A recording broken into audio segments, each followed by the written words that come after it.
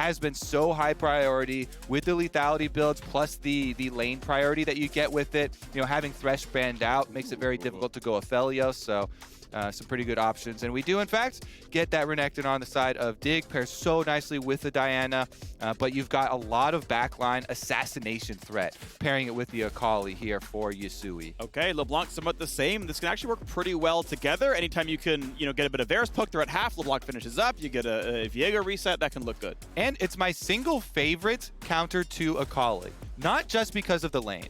You can punish her early in the lane. You can use your chains to reveal here, set her up for jungle kills very easily, but also because of the difference in where you're trying to have your power spikes here, CLG really want to try and make moves early on, pre-6 here for the Akali. Try and get those jungle invades down. I think Broxah has looked best when he has come into these games with a preset plan. Hey, a lot of them have been towards top side previously, but I think this one should be towards mid. Hey, I'm going to come gank, you know, level 3. We're going to have this set up here. You know, I'm just doing one quadrant, passing through mid, ganking over, and finishing off the other one. This, to me, should be one of those games, because if you are saddling him with the Viego, which I think it should be, even though Dignitas are still banning out some jungle bans here, his early ganking power of Rek'Sai taken away, you know, LeBlanc can set up for Viego perfectly. You know, the chain lands. If that thing doesn't snap, then guess what? The stun from Viego is going to land as well. You have about 2 seconds to find your way around the minion, and then, you know, hit W channel for half a second and land your own. I like that. Yeah, that's what happens when the mist hits you and you just get stunned for the second and a half. It's how it goes. We can ship that into the game. His next legendary, that'll be the sound effect. Just letting you know beforehand when, you know, he turns to the light and becomes a sentinel. I have no idea that's what's happening. Stop. We should have stopped a while ago. I should have. This is my autobiography. Phreak should have stopped a while ago. Leona locked in as Braum is taken off the table as a support. So CLG definitely have even more aggressive tools. Leona lockdown can make it pretty easy for Varus to land damage as well. That can be pretty bursty, of course. So maybe Dignitas go a bit defensive in their bottom lane. I was going to say it's a really scary bottom lane for Dig already here, so probably go super defensive. Neo has been one of the strong Ezreal players, I feel like, has sided pretty closely with this champion, so no surprise there. Having the Arcane Shift available is so necessary when you're facing this much CC. You know, Varus Leona lane has just so much crowd control, lots of kill threat down there. They get to choose a lot of these opportunities in setting up possible bottom side plays and Dragon focus, and that's where I expect CLG to point towards.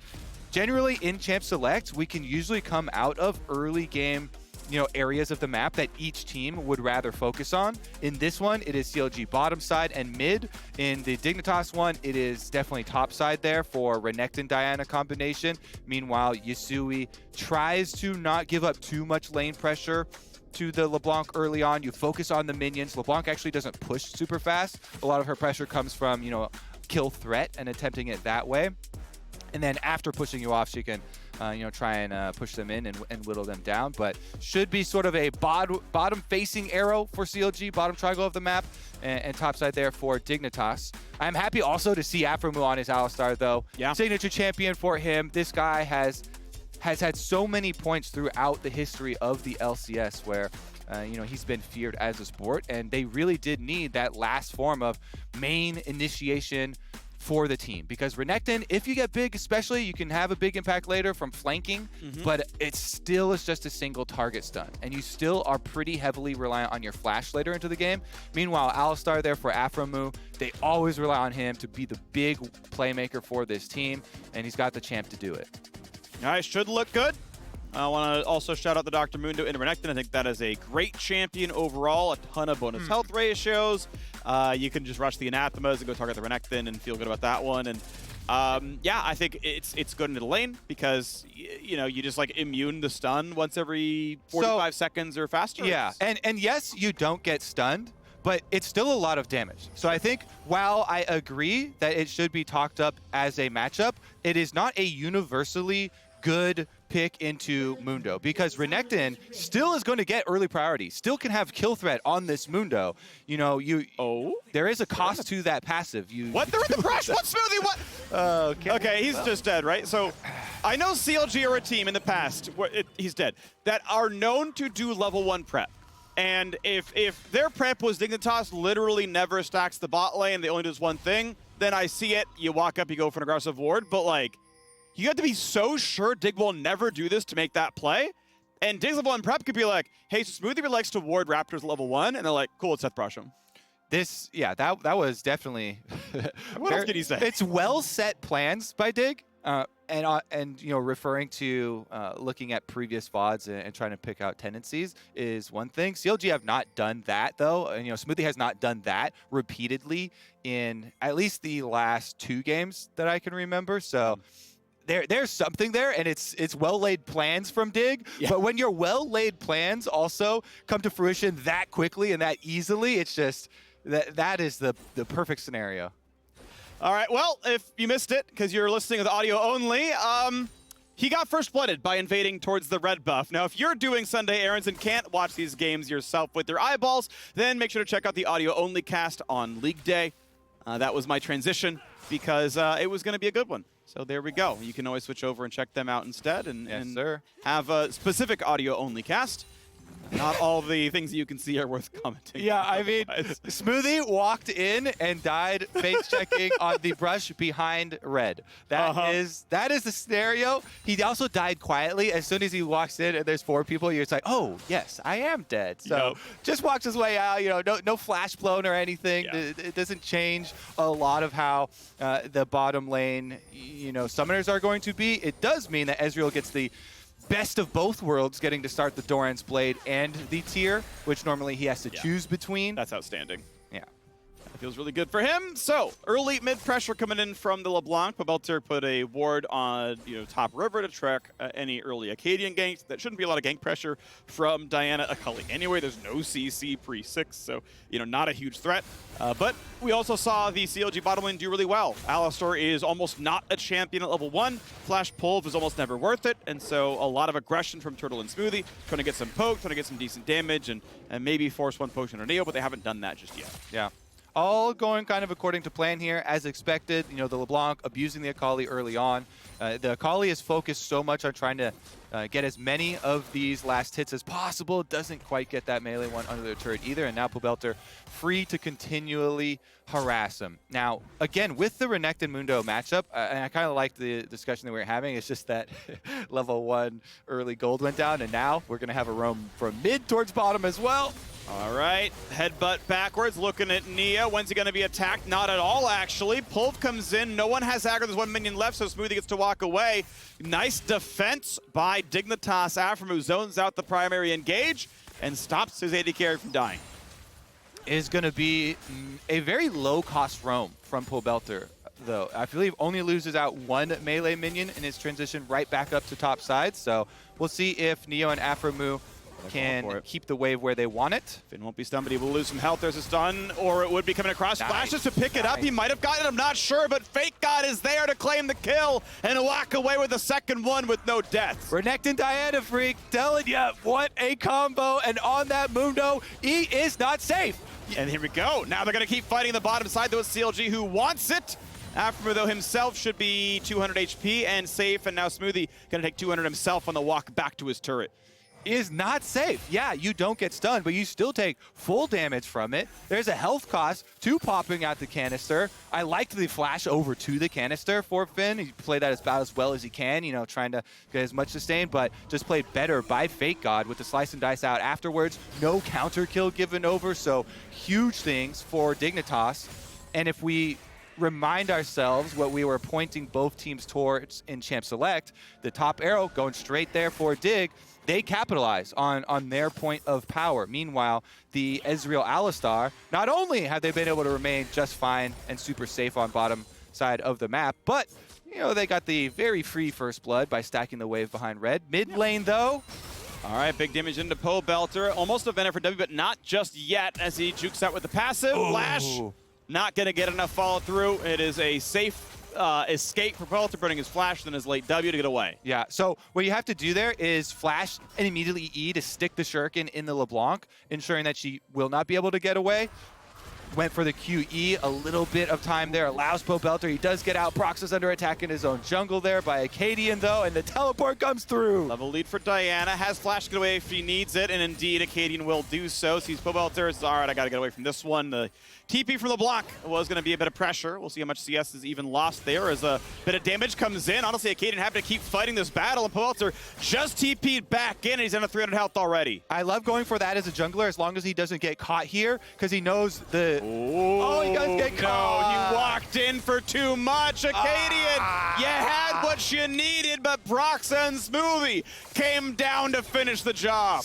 It was such a good play with the caveat of as long as he doesn't get caught. If you turn back around there, gets caught by the support roam timer from Smoothie, too aggressive, then there's a huge price to pay. But if he doesn't get caught, Phreak, this is a huge value play for junglers to make. Chunking out a LeBlanc right after the teleport was used to get back to lane, plus delaying Pobelter from getting to the big double-stacked wave that Akali had just pushed to the wave. That was going to be very profitable until it wasn't, until the kill goal does go over. This is another look, though. The ward towards the blast cone, not completely 100% sure as to the purpose there, but this is the one, goes in. As soon as his wards get swept, he's like, shoot. And the E range there from Smoothie capitalizes on the kill. So huge things there for CLG to get that money back. But the idea was from Akaadian, hey, I'm going to chunk this guy out after his teleport. He'll be weakened in lane. He can't punish my Akali. Plus, he's going to be delayed on getting to the minions towards the turret that Yusui had just ushered up there. And that was his goal. Of course, and maybe he could have, sniped Broxah on his way back to Raptors, take another fight, because obviously with mid-pressure to look good, but... Conqueror was stacked. But Smoothie joined the team on the recall, and the Trinket Ward was not in a spot where it Support saw that Phreak! Support div! Absolutely! The only kill CLG has is on Smoothie. It's a little sad that, Leona got the gold there, but it's a good one to get back at least. It's a conversation always worth having as far as, hey, our bottom lane matchup, Alistar and Ezreal, yeah, it can be super safe. But if you always give up lane priority in any matchup, any lane, and that's going to be an assured factor, the cost is your opponents then have roam timers. Yeah. And this basic fact of League of Legends is one of the things that is most heavily utilized by the very best teams, is using the early timers with which to roam from default positions and capitalizing on that to create then your own advantages. It's very simple, but it can be utilized in so many ways in League of Legends, and it's kind of the building block for building your own win condition. It's a really interesting topic as this game is lulled for now. For example, you have champions like Talon, where his win rate actually climbs with Elo, because shove and roam is like really effective when you're Challenger and you're really good at getting down a bot lane and killing someone. But sometimes, in this case, I agree with you on support roams, right? Sure. But for example, FakeGod, who's one of the LCS coaches, I forget for which team, is like, well, but champs like Talon don't work in pro because that's really trackable. Talon pushes mid, walks down. Hey, Talon's missing. Hey, he's going towards bot side. Whereas Diana or Leona recalls off bot pressure. She can go to any 3 lanes. It's a lot harder to track which way Leona's going off bot pressure, right? Whereas Talon's like, well, he's walking up or down for mid. And so it's always kind of interesting, like seeing, what kinds of pressure, like really test skill and which ones can't be played around. And I also like the, extra wrinkle of it is much easier for coordinated teams to do this play around missing champions and play around pressure. For uncoordinated teams, it's just like, what, do you want me to give up this cannon? You want me to give up minions for this just always? Like, come on, handle your business. Yeah. Well, speaking of coordination, though, they have shown up top lane in Dignitas already. Found a lane kingdom for FakeGod. That is going to be even better. It's built off the rubble of fallen empires as Finn, the lone doctor, will lose his top lane outer turret at 9.5 minutes into the game. Nicely done to manage to get Herald aggro and keep the second charge happening. That's well done. Good job there. Otherwise, that turret would be at about 25% and would die soon afterwards. But 2,200 gold lead for Dignitas, looking at win number 18. Yeah, it's definitely according to the plan laid out by them too. So once again, this is another instance of the team playing to their points of strength early. Guess what? Renekton and Diana, they just keep returning to this power. I like this as well as just a much easier thing to rely on rather than trying to cover up weak areas of the map or play around your opponent's strong points that they might want to push on. Very, very straightforward there for Akaadian FakeGod. Get the Rift Tail, they pop it, and now this is one of those timers we talk about where you've got that super strong matchup for top side early for Renekton. Yeah, can just smash Mundo, bully Mundo. Mundo's going to scale later on and be a very big factor, but it allows you to do other things with FakeGod's time. And so he makes an attempt to roam towards mid. Well played around there. You know, no reason for Pobelter to overextend or anything, and it doesn't result in anything, but DIG are remaining proactive in their endeavors looking for this play. Okay. Dragon number 1 on the board, waiting to be attacked. Nice try by Smoothie, wants to catch Akaadian coming through the brush, doesn't quite land it. I believe you can still catch the edge of that range there with lollipopping, but just doesn't get the timing quite right. Regardless, we will not see this Dragon taking damage just yet. Dr. Mundo again on his recall. Anathema's Chains in the inventory for Finn, finally, as FakeGod is on his way towards what I'm guessing to be a Gore Drinker, and just has to, you know, sidestep that because of the early executions for his laning phase. And now looking at a mid-roam as top was pushed in, something we talked about earlier, right? Use lane pressure, try to get your advantage to go somewhere else. Maybe turn that into a dragon. There's Distortion used by Pobelter. Will they dive this one? That answer is going to be no. I believe might have had his ulti be second Distortion. Actually, that's on cooldown anyway, so theoretically, maybe, but Flash was up and it makes it tough. But with that pressure, they walk down for the dragon. Yeah, normally you kind of shrug off the cooldown of Distortion because it's such a low cooldown for an ultimate. But if Dragon's already available, don't go for that dive. While Distortion's down and LeBlanc's just been chunked out mid and the wave is pushed in, that means you just won your Dragon. So congratulations, Dignitas. They just transitioned right in through the river, pick up Dragon number 1. Everything's still going swimmingly. Plenty of time for FakeGod to get back to the minion wave that was slow pushed up to the tower. And he lost all of 3 melee minions for about a minute of walking mid, identifying if there's a dive. Okay, there's not. Dragon, okay, that's ours. Walk all the way back. Cool, I lost 63 gold. Would you pay 63 gold for a guaranteed dragon? I would in every role in the game. This is why these roams are good. That's why top pressure was great. FakeGod barely lost anything for this play. And if we, again, turn to analyze some of the matchups and the picks here that have been drafted for DIG, they actually, because they have so much assassination threat, with Diana Akali having a lot of backline accents that is very hard to deny, especially if you are unable to land your CC. Yes, if your skill shots land, then it's going to be a lot easier to peel, but that threat is going to remain for DIG later on into the game, and Ezreal is actually quite well situated to add extra damage there, especially once you get your Muramana transform, your ult, all of a sudden it just does so much damage covering over the top, and that can add the extra damage to assassinate the threats behind Mundo, so you don't find yourself having to work through the Mundo in a lot of the team fights, how CLG would rather you play these later game fights. Yeah, it's one of the nice things about Mundo, though, is that at least he is somewhat of a damage threat. We saw from the Team Liquid game, for example, Alfar did the most damage on his team as top Mundo, but he is more of a juggernaut classically than a tank. Like, think of him more like a Darius or a Mordekaiser, where, like, he is actually going to be threatened. Like, WildTurtle cannot ignore him in the way that you could, like, ignore an Alistar. Yeah, and it's also important to categorize effective damage or damage on priority targets versus damage, you know, on front line, on bruisers, very slow burn damage that is predictable, is still damage that counts towards your stats, but that's why people value burst so heavily. Because you can apply it to the correct targets, you can apply it to get actual kills, and I think, you know, Mundo's definitely one of those champions that skews very heavily towards of course, a lot of the increased stuff. I mean, if we did the game-wide damage graph right now, I'd bet probably like 5-1 that Finn and FakeGod are the top 2 in the game right now. And certainly FakeGod got a kill from his fights against Finn, but Finn hasn't killed a single champion. He's done 7,000 damage. Okay, cool, you fought for your waves and like maybe denied 3 CS off harass, but like, you know, WildTurtle 5,000 damage kills Yusui and Neo and Akaadian in a team fight, right? I like how this game is, this is our theory podcast game. It is. It's a slow game. We're chilling. This is discussing, you know, League of Legends 101 topics here with Phroby. Or Phoebe. Phoebe, yeah. The one thing I have discovered, though, is if you run at the hashtag, it's phobe, which is like, you know, I don't know if we're afraid of anything. I think, like, we're pretty dauntless. We're just generally afraid of all things. The undertext is, the subtext is, we're just fearful all the time. Who knows? Let us know. Do you think we're afraid or not? Leave us in the comments below. Be afraid. Be very afraid. Be very afraid, yeah.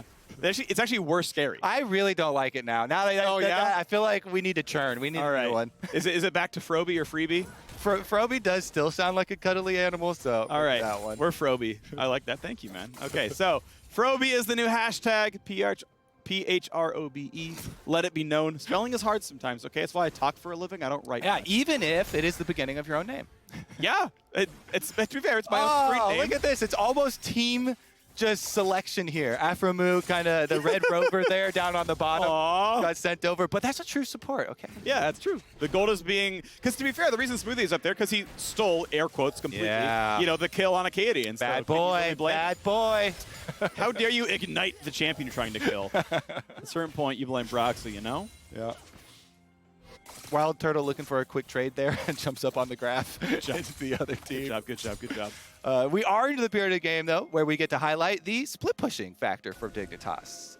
You know, as previously mentioned, Renekton and Akali, two of the best split pushers, considering Renekton gets an early lead. It will drop off, though, especially if, you know, I always really want to track who the Anathema's chains is on at the moment. Finn will start to outscale, but currently Renekton's still very far ahead, and you can see the split push kind of took effect before they collapsed for Dragon. Top side pushing for Dig, bottom side Yusui returning to it real quick here to push it as well. Smoothie gets chunked out.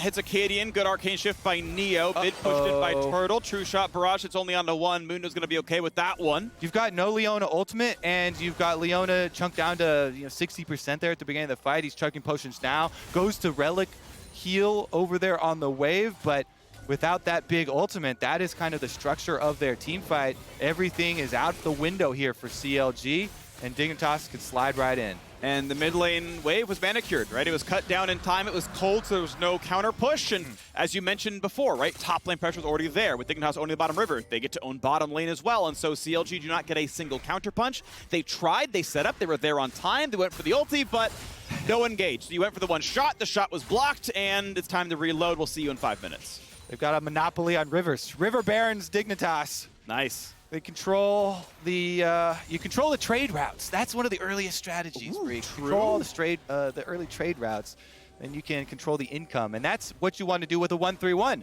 Funnily enough, Renekton and Akali can do just that. They both still have teleports available because there was no conflict at that dragon, forcing it out, and they were able to recall first, setting up on the dragon. So immediately reset. Your 1-3-1 back in action. Guess what? Ezreal Alistar still extremely safe, can hold the wave in mid. And Yusui. Ooh, here we go. Damage across the mid laners. Ulti, flash. Which one is it? Gets it right. Yusui knocks down Poe, but a counter punch is in. They might have owned the river, but can CLG own the turn? It's Yusui trying to run away, now looking to get back to his turret. Ulti comes across. Broxah flops down on him and takes away the champion. Is it a flop? He's like jumping with his sword straight forward. It's a poker pun, Kobe. I used river, turn, and flop in the same call. I'm not a poker player, but I like that. Thanks, man. I was proud of that one. He said river. I'm like, I'm thinking of it. Can we get there? And we could. I like to think that now you'll get more credit because you got to flame me for not getting it. That'll help. It will. So there you go. I'm also I'm helping here. Thanks, now, man. this is the moment that he realizes which one it is after the variation in movement there from the non-clone. Right. Gets the kill. On the outside, though, your E comes back up. It's not going to be enough distance, and there you go. Gets the flop in from Broxah. I realize that sounds really stupid without context. I was like, oh, interesting. Okay. But you've explained yourself, and I will accept. You approve? Yeah. Thank you. This is why you're the Obi of Froby. True. Sacrificing for the greater good of the duo here, baby. All right, warding up here on the blast cone for Dignitas in preparation for this move. Again, since the teleport not forced out, they can still have FakeGod push out on top side once again. Small incremental. Flash headbutt pull. Broxah's down below 1K, gets away to his life. Now, a good solar flow is going to find the next target. Akaadian gives his own his hourglass, and it's time for Pobelter to be attacked. Jumps away, stays alive, distortioning back. But now FakeGod wants in. Flashes for the stun. Shane's going to land at the wrong time because he gets the first bit. Now, who guesses right? It's Pobelter. He's found out. Rockabelt distortion back, just onto the Dominus, and FakeGod claims the kill at the end of the day. 2K gets a blue buff. Good job. Finn will not be stunned and gets back to his side of the map, but still 1 for 0 as CLG claimed their own blue buff. Yep, and Dignitas, that means you can keep on pushing. They finally pull their teleport from top side.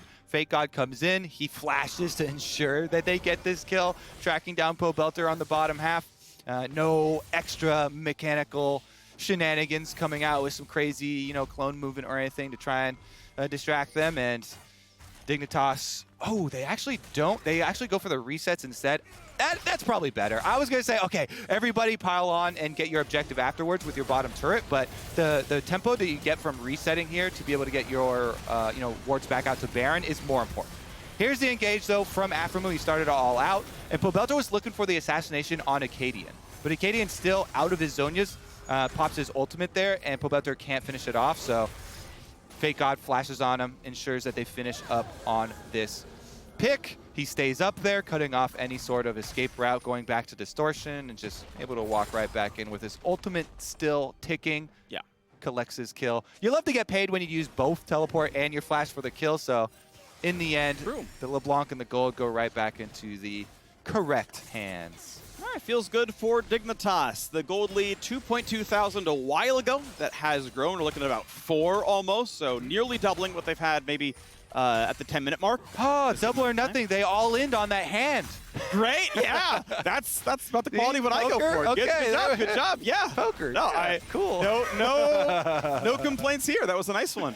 All right, keep them bottled in there, Dignitas. You've got your reset with your control wards towards Baron, trying to force CLG's hand, and the teleport early used here by Finn. 14 seconds left on Dragon. Ooh, Neo. Oh, another headbutt pulse comes in the front line. Smoothie at half. Ulti's going to go wide from Turtle. Not easy to kill Aphromoo, though. Gets sniped, but it's not going to matter. Akaadian picks up 1, but 2 come back, actually. 2 for 1 so far, and now Yusui wants to chase. Ult comes across, doesn't find a kill, but Diana certainly will. Akaadian grabs the 3rd kill of the fight, and it's now Mundo still alive. Broxah wants to help. Can Akaadian be killed? Gets stunned. Ult comes down, finds it, and now going to take the Diana, but it's not going to be enough. Jumps in, can't find the kill, and Yusui claims kill number 4. Finn left alive and alone at the end. Dignitas winning the original fight in 4 versus 5 as FakeGod had to walk his way up through the river, and with the early health lead there, even getting resets on Broxah does not save CLG's game. Dignitas, they chase him through. Yes, he got the 1 reset, but FakeGod finally arrives. Renekton gets the stun ya no matter whose soul you steal, and they finish it off. Aphromoo with the return onto Smoothie, and then Smoothie does usually own ultimate on Alistar, but this is 2 people chunked out in the dive from Dignitas versus just the 1 support kill on the side of CLG. Yusui there with the R2 barely getting close enough, but guess what? If Yusui doesn't finish the job, Akaadian will, and that's that backline access that we talk about, playing these team fights past Mundo for these divers on the side of Dig. They execute it here, and even with the counter kill, able to finish off that stun. It was close with another ultimate in cast there from Broxah to try and, maybe get those dream resets, pull back the fight. If you could finish off Akali, steal the Akali body, then maybe he pulls some magic out there, but not close enough. Yeah. Well, Finn still looking to be the big carry on the CLG side. It really does have good mid-game team fighting, as you're mentioning, though. Right, the targets matter. 2,000 damage Renekton will not kill him. It will if it's someone like Neo or Yusui. And yeah, you ignore the Mundo for a while, he will get the damage in. His Mythic's now done. He's got Sunfire Aegis. That's going to be, a lot of extra damage there. But, does CLG live long enough for Finn to finish more than 1 or 2 kills? Because the last fight went 4-2. It was Dignitas who got the objectives. Dignitas who got more gold. And, hey, nice that Broxah picked up some money there, but that's not going to be enough. Yeah, and with double Zonias available for both of the divers there, Akaadian and Yusui, there's no reason not to go for these, big dives around Mundo back into the back line.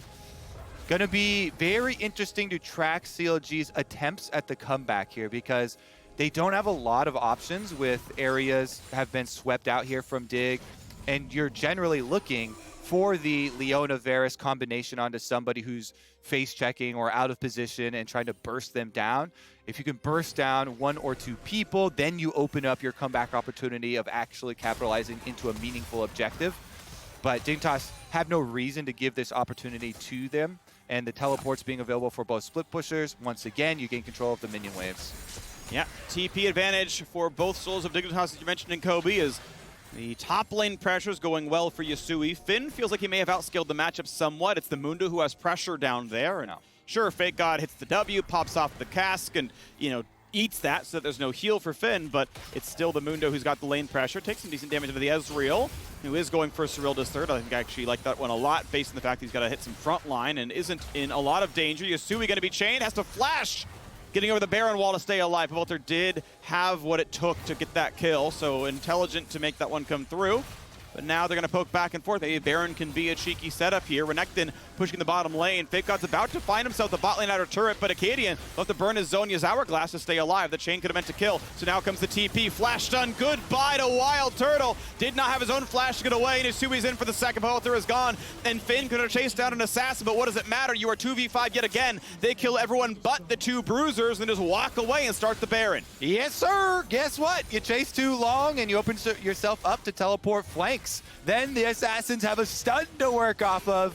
FakeGod easily nails that one, and that is going to be Dignitas Baron. Well done. Baron secure is in. They trinket everywhere they can. They put the control wards down. Broxah nowhere in sight. Okay, it's ours. The Dig Baron is easily secured. The Red Bull Baron buff is on. The power play should include an Infernal Soul and quite possibly an inhibitor or two as well. The Dignitas fans get to say the Baron is coming home because Dig Baron is the oldest meme in the LCS. I love it. There's the assassination. WildTurtle, now you see him, now you don't. And Yusui follows it up with the kill onto Pobelter. Akali level 16 here, so R2. Plenty of execute damage to finish that kill off. They surgically remove the two carries. Continually fighting these fights around the front line, through the front line is not how you want to do it. And they just finish off both carries, instantly get the objective. Now your 1-3-1 is further bolstered by Baron buff. All that's left now is the march towards the base. Finn's sad. You know, Mundo wishes he was one who could surgically remove anything, but it's Dignitas doing such a better job of it, finding those incisions and getting rid of the big carries. And yes, look at the next one now. 30 seconds on Infernal Soul. CLG, I think, correctly stepping up and trying for maybe a last stand here. A Turtle with flash up, Pobelter the same. Maybe they can just find what they need, but Dignitas are like, you're in bottom river. Guess what? Into mid lane we go. We'll kill an inhibitor. You see Dignitas running a caravan with this wave. Everybody's just protecting the minions on the way up. Ooh, that is a bit speculative there by Smoothie. I don't like that one at all. They were already grouped up. What are you really getting off of Akaadian at that one? Hilzonia's at worst. So now that ultimate's on cooldown, Finn can walk up. The turret's gone anyway. Just soul the dragon. This inhib's already gone. You get the wave, cool. You won't lose the Nexus. Take the dragon, take the reset, go from there. Top lane, by the way, not in a great spot, but also one thing that CLG cannot answer. They realize at the end, okay, indeed, we will grab this dragon. They will delay soul. Fair enough, but mid inhib is gone and top wave's going soon. Yeah, they shouldn't stop there either. You know, top wave pushed in really quickly. They still are going to have the super minions arriving in about 20 seconds towards Baroned up Yusui, already opening up that mid lane. So if they can actually time this. Look at the beautiful timing. Mid lane already clear out the minion wave, so that one gets inside. Pobe's on a wave. They've got the angle. They know it's 5v4. They absolutely know it's 5v4. Pobelter could TP at best with still 4 seconds of a channel. First turret's going to go down. There's TP onto a minion. Broxah nearly dead. Finally teleports in, but now without a turret, there's no way you even defend the inhibitor. Why even burn the cooldown? It's not going to change a single thing about the fight. And out goes Dignitas with 2 inhibitors down. Sure, they delay Soul by 5 minutes, but they just got a whole bunch more gold off 4 turret kills. Yeah, and now they only have one clear path to finish it out very easily through the bottom side of the map. No kind of detour here for Dignitas. Quick resets. Oh, not quite enough for the death cap for Yusui. Oh, yeah, he did. There we go. There's nice. Waiting around, a little trickle of gold comes in, sitting in the fountain, and now, Phreak, you get to see Akali in all of her glory. 7 stacks on the Dark Seal, death cap completed, rank 2 or rank 3 in the ultimate. You're gonna see Turtle go poof. Yeah, to be fair, Renekton plus Ezreal makes the same thing happen. Turtle is gonna be without his shell a lot. Gonna have to have a really good flash. Yeah, which is, you know, one thing Turtle's really well known for, so I think he might get away with it. But Ace is looking good. Dignitas just shy of a 10,000 gold lead. Do a third item for WildTurtle. This Rodolphus is in. That doesn't feel too bad. But even for good measure, Neo has Hex Drinker. Just in case Pobelter somehow has the damage. It's not going to be enough here. Time for bot lane tier 2. Baron buff is gone, but that's okay. The gold lead's going to make this one happen anyway. Yes, the top side super minions actually were pushed out a little ahead of time, so there is some time here. And Neo Not only does it get chunked down, but Hexdrinker's shield was proc too. So he's actually in range. Well, the red buff's a really big deal, though. Now that he's like past level 16, the red buff region's very, very high. It scales aggressively with character level. And ultimately, that's going to mean that he's full health for the next wave. But Turtle was actually an empowered Q with the W active away from just killing Neo on like a third shot. So there is some threat if the fight goes slowly enough. Yeah. But, as you say, just back right off with the red buff. No problem here for them. They continue to whittle down. And now, finally, you see the top double stack super minions made their way towards the base. Yep. The middle ones are already on the Nexus turret, so you really have to take care of the garbage inside your base. There we go. Get rid of the wards as well. Dignitas is going to go ahead and grab the rest of it as all of CLG have retreated back to their base to hold their Nexus turrets alive. It means they can walk up and get rid of all the defensive wards that CLG had put down.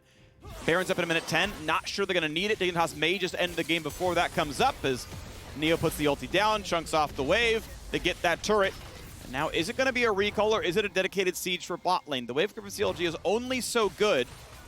They see LeBlanc top side. Yusui still walking through mid. Sees Smoothie here as well. Now comes the attack on the turret, puts it at half HP. Yusui has to respect the 1v2, has Azonias, I believe. Turret will go down. Ulti's popped in. Aphromoo a bit low. Stun's going to come through from Smoothie. Not going to matter too much, though. FakeGod to the front. Heals back up. Going to be fine thanks to a Gore Drinker. Oh, that is a lot of damage. But Yusui only kills the clone. Now got to be careful. Goes back into stealth. Looks for Smoothie. Can't quite get that one either. But now it's two of CLG chunked out of the fight. Having to go back to the fountain and waiting for the regen. Home guard buff turned off for 10 seconds. They're taking damage, so wait for that one. And now back they go. Final inhibitor is down. Baron's up in 20 seconds. Dignitas make the call to run all the way back. They are not ending the game here. They're playing it more slowly, letting minions knock down turrets. There we go for Nexus turret number 1. That is minion wave manicure correct. And now one final recall to look for what the pings to be, say Baron. Yeah, it's interesting because the inhibitor timer for mid is coming up in only 40 seconds. But the lasting damage of all these double spawned super minions is going to be so much work for CLG to take care of that time is still in Dignitas' favor, and you can just go force them out to check around the Baron, and you'll slowly and passively gain that extra momentum through their base, because the super minions, if left unattended, will just retake that inhibitor.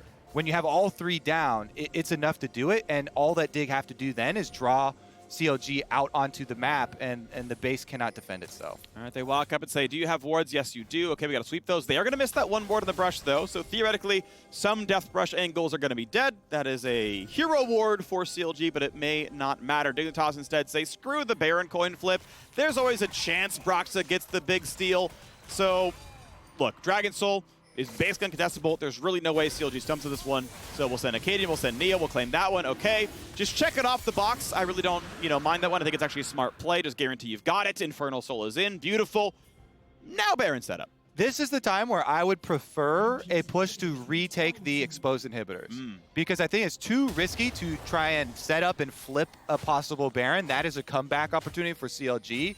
So for Dig, they're actually making the choice to keep Akali towards the bottom side split pushing with the teleports. CLG have their teleports though, so there is a chance for CLG. This is their chance. They've got a hard commit to this. Well, doing the damage. Akaadian taking a fair bit of damage. They don't really want Aphro stuck inside the pit. I think they want it to be in a better location to maybe start up another team fight. Mundo going to be answering Akali. This should actually work pretty well for Mundo. Yeah, you see, I think it's too risky to do the Baron stuff. That's why I like just taking the exposed inhibitors again, because one inhibitor is defendable. If only one is down, that is not nearly the onslaught of pressure that you need to be able to force these decisions from CLG. And the two inhibitors being exposed actually give you a pretty good area to fight those fights from Dignitas. They've got a long range for Yusui and Akaadian to dive back and kill the carries. Once again, they're pulling them out into the red jungle. They want to force the battle with ward control. Right now, it's, okay, blue trinket popped. The only one CLG has. Yusui waiting in the wings. Here comes the team fight. Pobelter dropped low. Could be dead. Here comes Akali as well. WildTurtle dropped and executed. Down goes one. Dignitas wanted the team fight. They have found it, but can they kill Dr. Mundo? Finn pops the ult. Big stun comes in. Blast plant to keep him in range. Finn stunned a second time, and finally will drop. It took a while, but they've got all the gold they need to get these kills. Dignitas will finally walk into the base. They've got the minion waves to reinforce that they will claim this win. Dignitas get back to 500, 18-18. 13-4 in kills, an 11,000 gold lead, and a couple of final kills to secure it all in the end. Dignitas take a convincing victory over CLG. Good attention to their champ select, playing off the top side, off the Renekton, into Mundo, early power, diving it with the Diana, taking advantage, pushing him in, building up that minion wave, snowballing it then with the Rift Herald on top of it, gaining this huge advantage for themselves and playing the map. Good focus here from Dignitas and well executed. It definitely took a while, but they cover each step and move it forward without any sort of chance of giving up these possible comeback plays to CLG. Well, a good confidence builder for Dignitas to come away with the win. CLG, they did find themselves a win the opening of the week. They took down TSM in what looked to be a week full of upsets. And a lot of those did come through. We had the 3-0 week from FlyQuest. He had 2 wins out of Golden Guardians. Again, the CLG TSM win had looked good, but sadly for CLG, have not been able to replicate the success. We feel like we get glimmers. There's the 3-0 week that started with the 100 Thieves win, with the Vi comp. Like, that looked good. People are like, is it time to believe? Have they cracked the code? That fell off. They started this week. Right, they started this week beating TSM. Okay, they cracked the code again, playing more sort of normal-ish compositions, right? Like, no longer did it look quite so wild, but unfortunately, they have not been able to string together that kind of look. Yeah, and then this one starting out with a level 1 where, walking right in, giving first blood, as Ezreal gets to start with Tyr and Doran's Blade is really disheartening, way to start out a game 2 when it's just one of the ones where you're like, oh, this is an attackable one. We need everyone to be able to get into playoffs at the end of the year. So hopefully they can, keep spirits high. For Dignitas, though, racking up another one here. They've gone through their own tumultuous split with the roster changes and do seem like they've come into their own as far as how they want to execute. Yeah, and they're close to locking playoffs, by the way. I believe around like 19, about 20 wins, I think, locks playoffs. It's about the number here. And they're at 18, right? So win 2 or 3 games with the last round robin and you are into the top 8. You're battling FlyQuest and Immortals primarily for an upper bracket